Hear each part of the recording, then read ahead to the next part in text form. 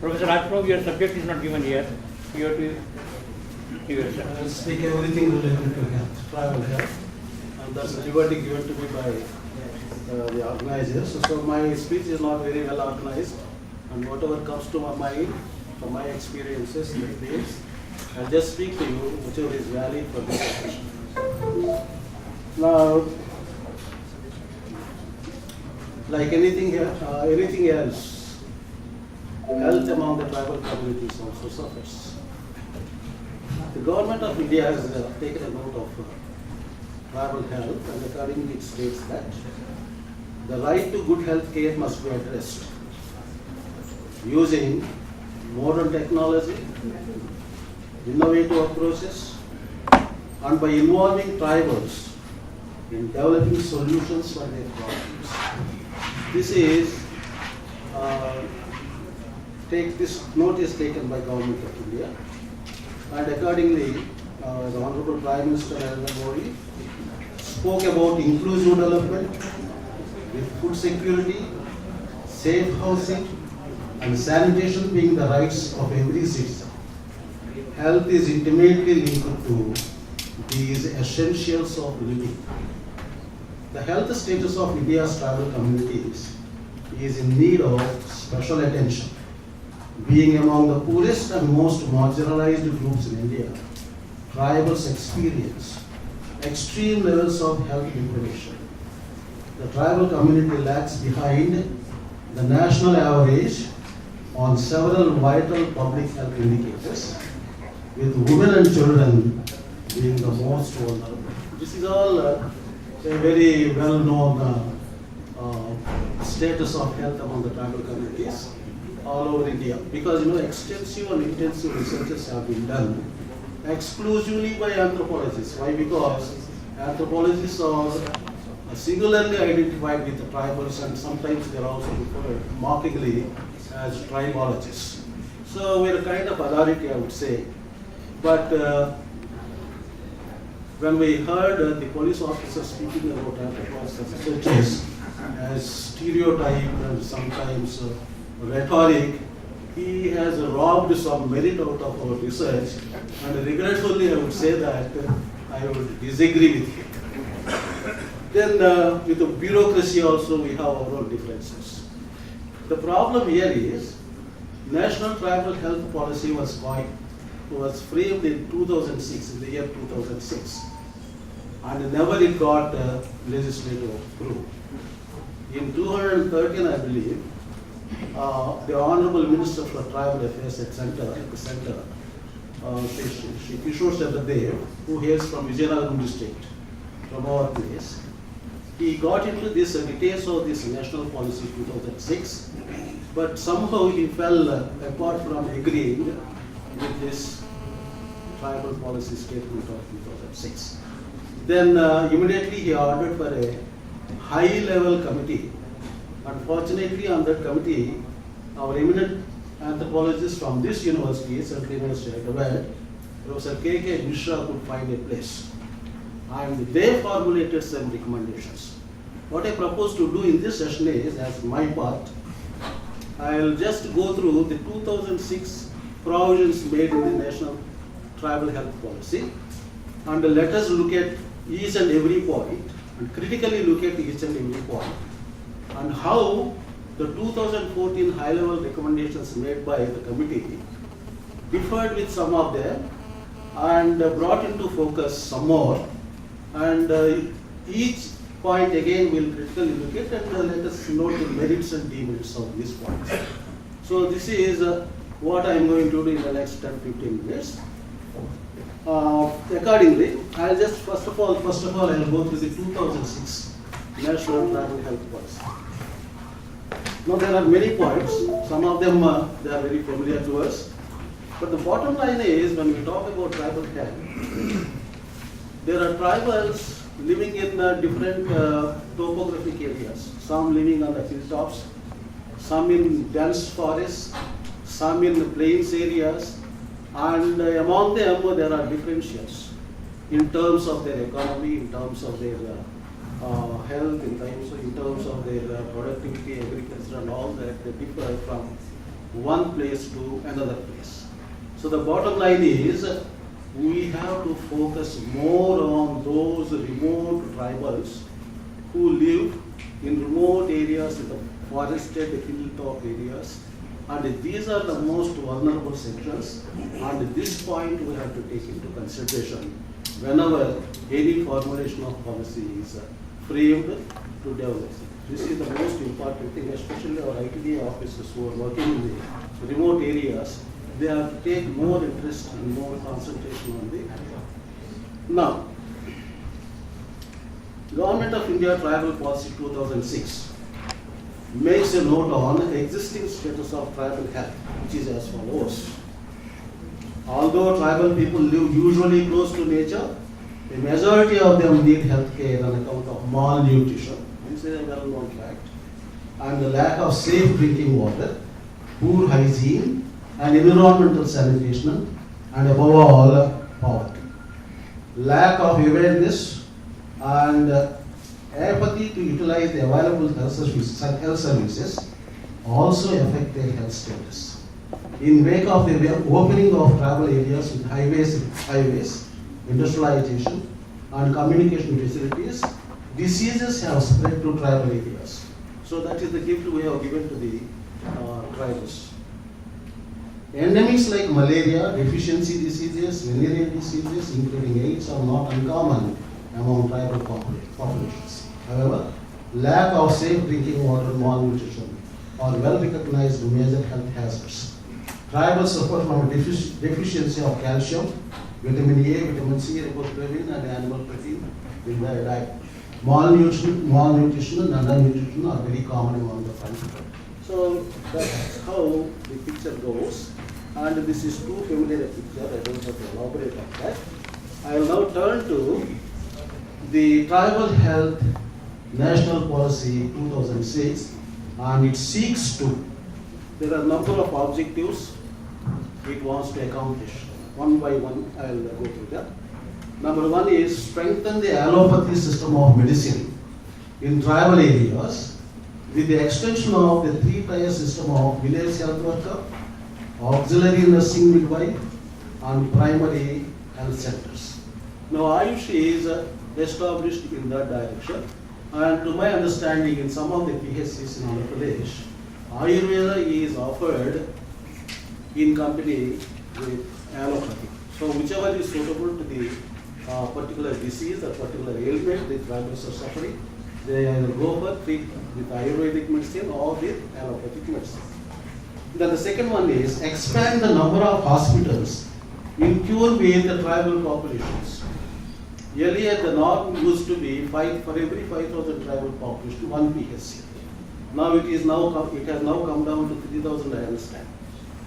Now, the third one is validate identified tribal remedies, folk claims used in different tribal areas. We have generated a very valuable data, very rich data on tribal ethnomedicine. The other day, Professor G.V. Rao, when he delivered a keynote address at our university, in Andhra University, he has elaborately dealt with all the researches that have been done all over India. So this is well documented, but then he was very critical about saying that this is also a kind of stereotype of research, because in different parts of the country, tribals are used to these herbal medicines with the help of the local shaman, who is differently called in different areas. And the first thing they think about any cure of the disease is to go to the shaman, to the medicine man, local medicine man. Because everywhere in India, I think mostly, tribals, they relate all their diseases, they locate all their diseases in the same cause, and the cure also they seek from the same cause, because they have immense belief in the supernatural existence of supernatural beings, and supernatural beings play a role in the disease causation. Now, encourage, document, and patent tribals to traditional medicines. Promote cultivation of medicinal plants related value addition strategies through imparting training. Encourage qualified doctors from tribal communities to serve tribal areas. I don't know how many qualified doctors are there from. This is a far-fetched idea. Promote the formation of a strong force of tribal village health guides through regular training and orientation courses. ASHA is a real good concept. Of late we have the tribal women themselves, they are identified as ASHAs. They are given some preliminary and primary training in some of these disease curing practices, and also in educating the tribals in adopting a healthy lifestyle.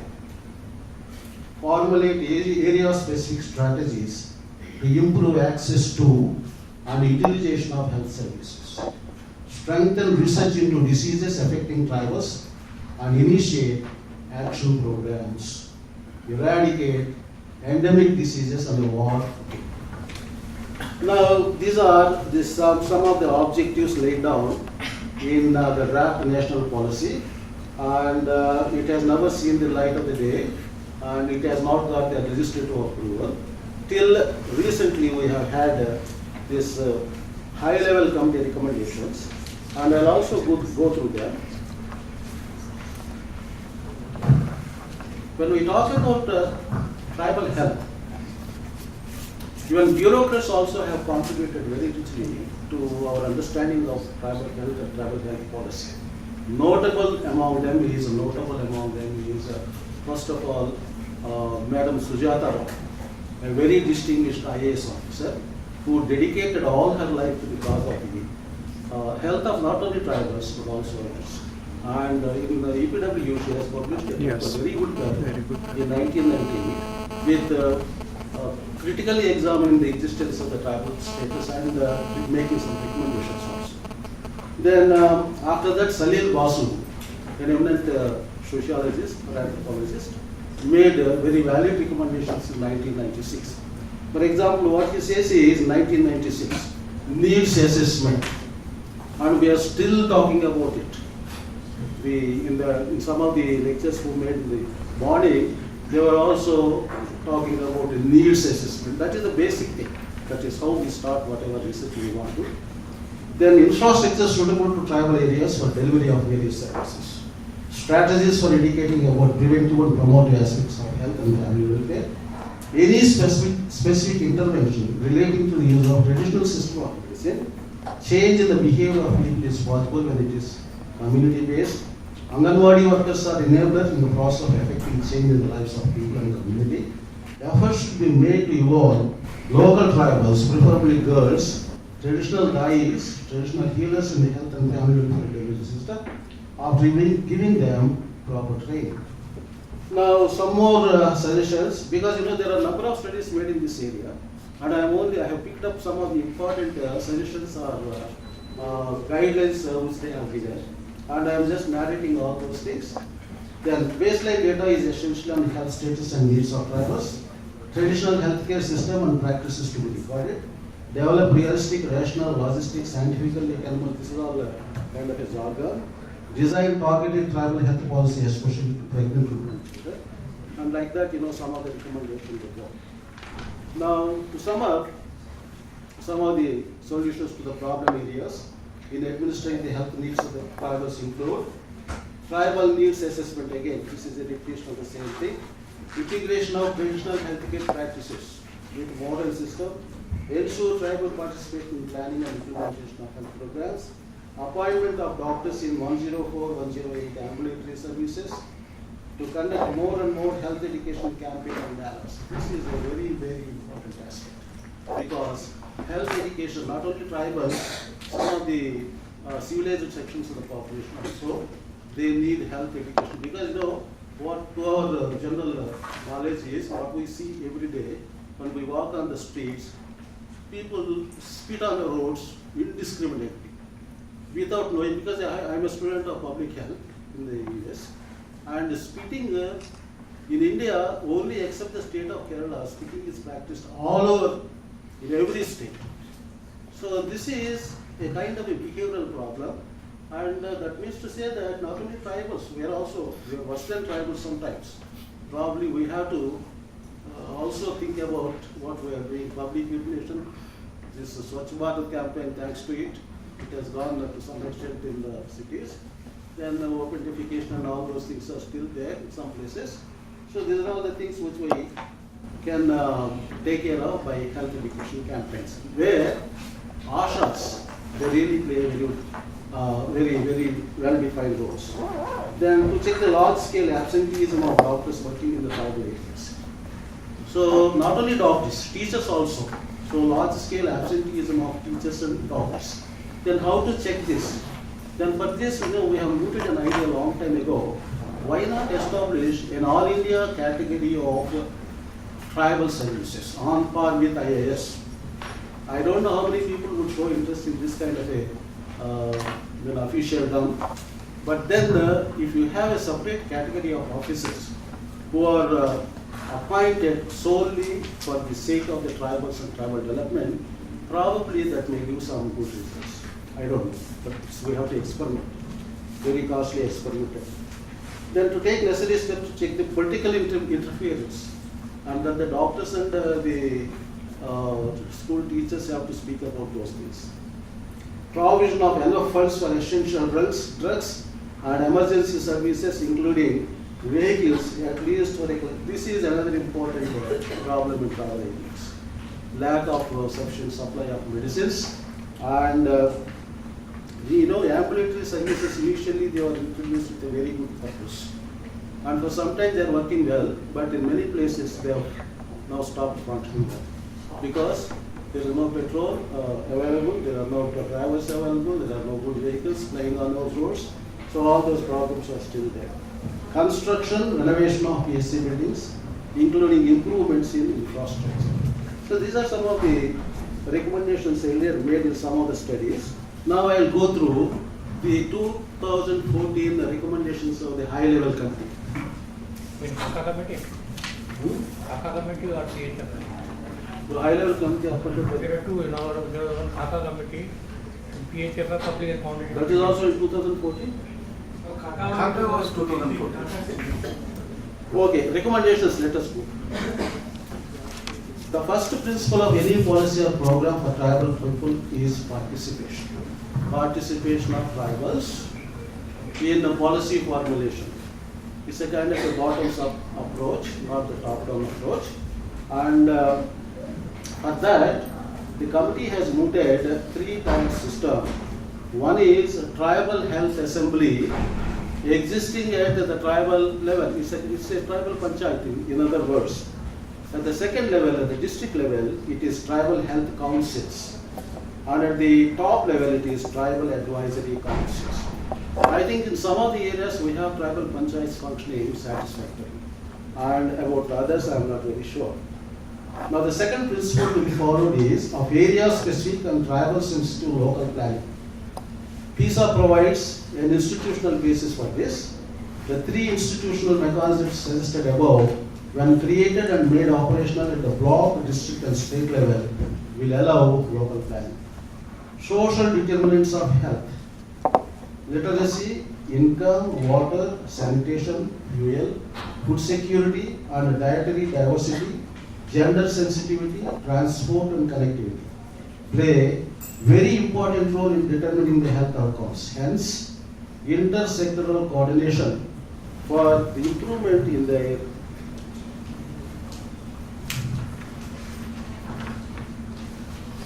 in their functioning. Then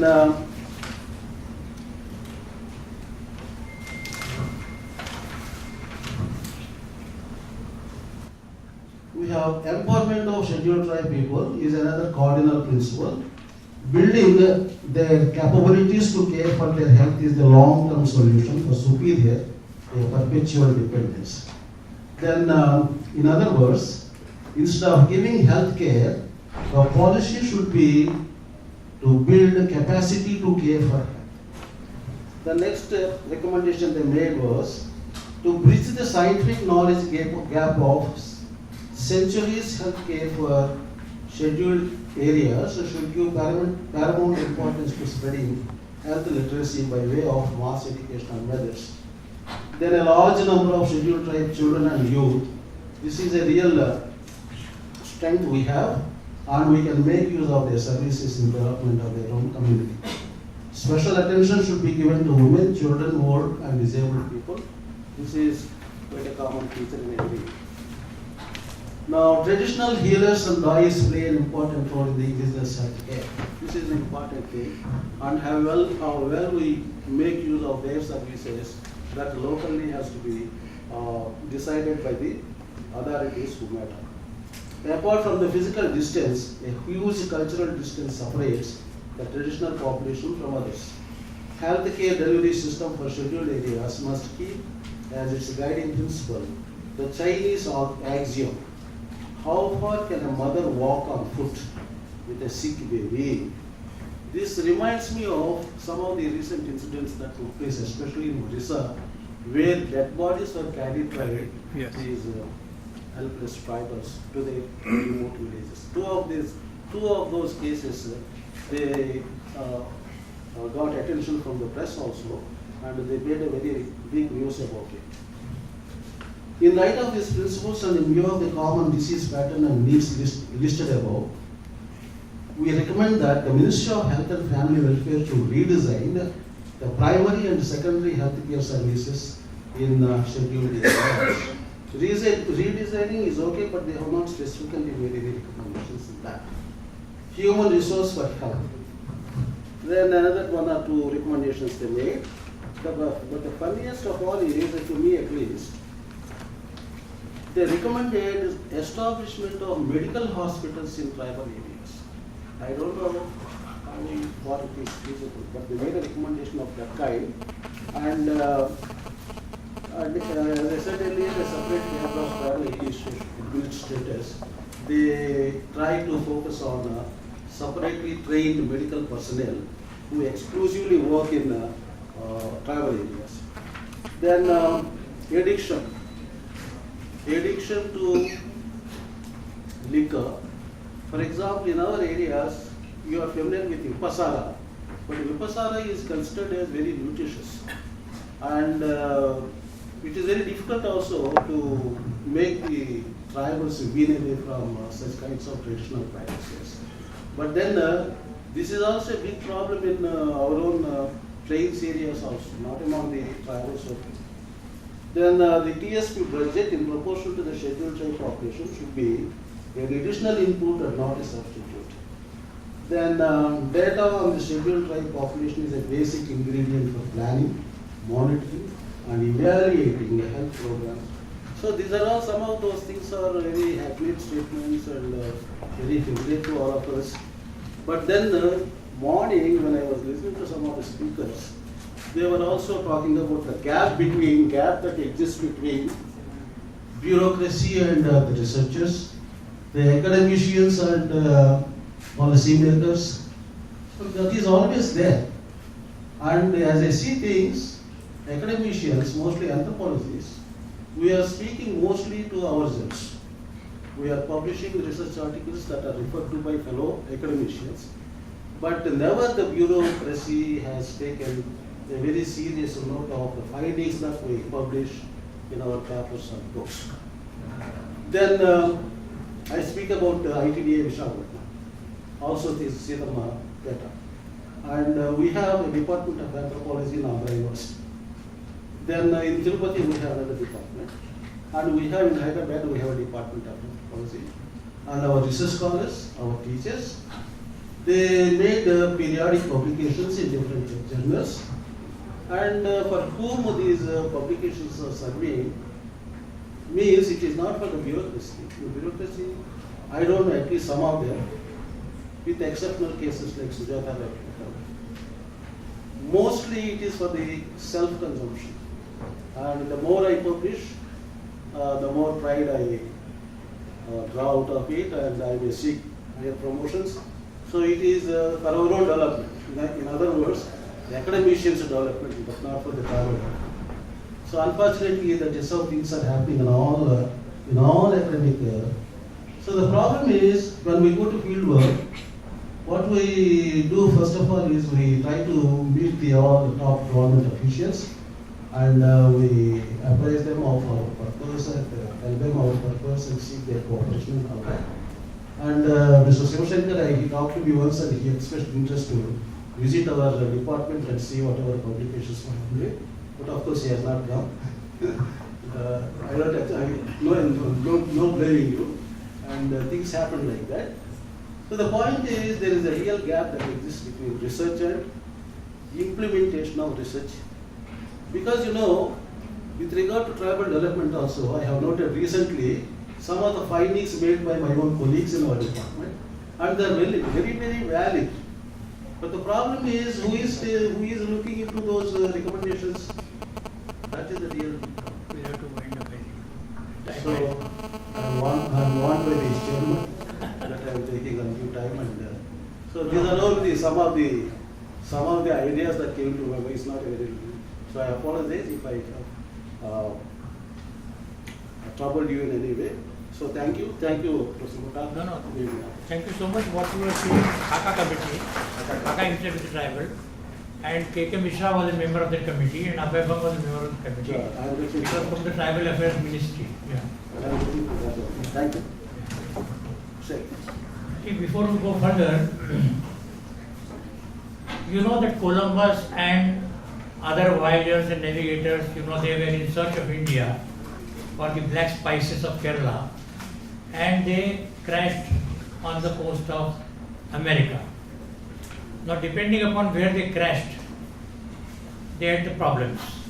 They fell ill, and they were treated by the what we call Vaidus of the American Indians.